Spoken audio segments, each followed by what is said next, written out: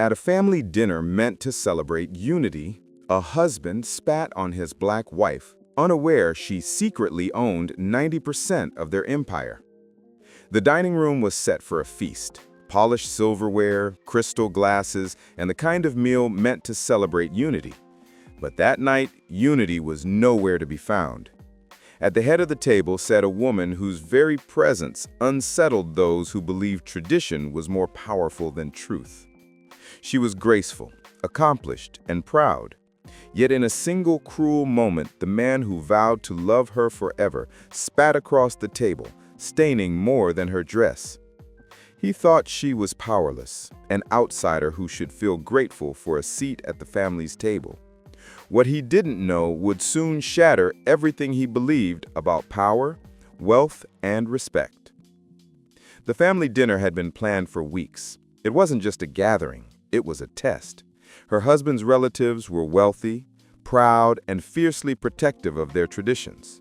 For generations, they had controlled the company that bore their name, a business rooted in old money and older values. When he married a black woman, whispers spread like wildfire. How could he do this? Didn't he know the family's image mattered more than love? Still, she held her head high. She was no stranger to prejudice. She had worked her way through college, built a reputation as one of the most brilliant minds in corporate law, and quietly invested in opportunities others ignored. She believed in building, not tearing down. Her husband, however, had always lived in the shadow of his family name. He saw her strength, but to him, it was a threat he never admitted. At dinners like this, he would shrink before his parents' judgmental eyes, and tonight would be no different.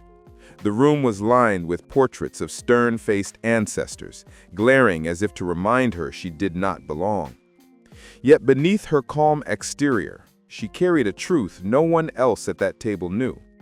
While they judged her skin, dismissed her voice, and questioned her worth, she had quietly secured a controlling stake in their empire.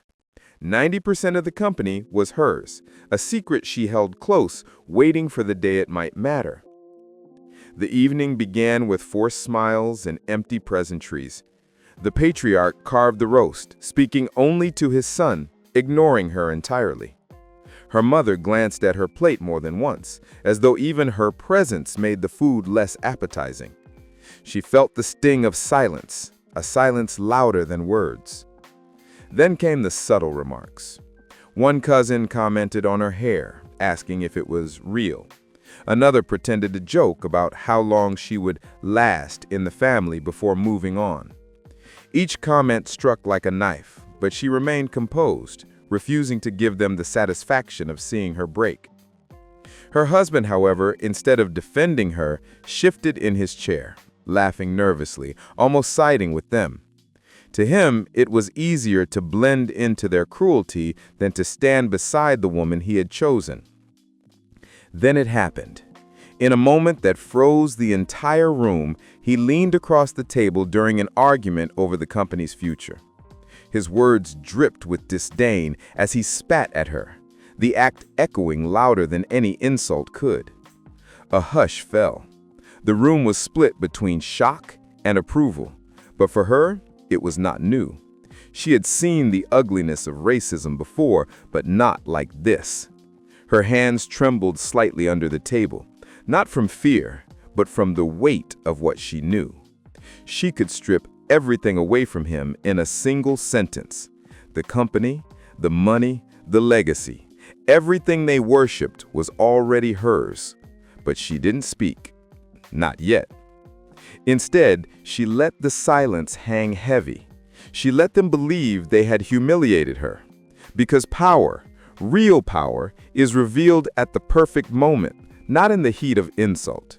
And that moment was coming. The room returned to uneasy chatter, but beneath the surface, everyone felt the shift.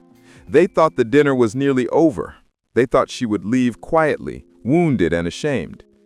Instead, she reached into her bag and placed a set of documents on the table. Slowly, deliberately, she slid them toward the patriarch. He frowned, adjusting his glasses, scanning the papers. his face drained of color. "These," she said calmly, "are the updated ownership records of the company you all take so much pride in." Confusion rippled through the room. One by one, family members leaned forward, reading the truth for themselves. She wasn't just part of the company. She was the company. The controlling interest, 90%, all signed and sealed months ago. The patriarch stammered. His son, the same man who spat at her, sat in silence, his pride collapsing. The room that once dripped with arrogance was now suffocating with disbelief. The family who thought her unworthy had been dining all along with the very person who determined their future. At that moment, she stood taller than the portraits on the walls. For years, they believed her presence was a threat to their legacy. In truth, she was their legacy's savior, the only reason it even had a future. The dinner ended in silence, not the silence of contempt, but the silence of reckoning. Plates remained half-eaten, glasses untouched. No one dared look her in the eye, except her husband, whose shame painted him smaller than she had ever seen. She left without anger, without raising her voice, and without apology. True power does not need theatrics. It simply exists, undeniable. In the days that followed, the family's tone shifted. Calls came with politeness that never existed before. Meetings were filled with deference. And while they never admitted their prejudice, their actions spoke volumes. Respect born from fear was not ideal, but it was a beginning. Her husband, however, faced a different reality. In the company and in the home, his power was gone. He spat not just at a woman he underestimated, but at the owner of everything he once claimed as his birthright. The lesson lingered beyond that dinner table. Racism blinds people to truth. It convinces them that skin defines worth, when in reality, worth is built on resilience, intelligence, and the will to rise above hate.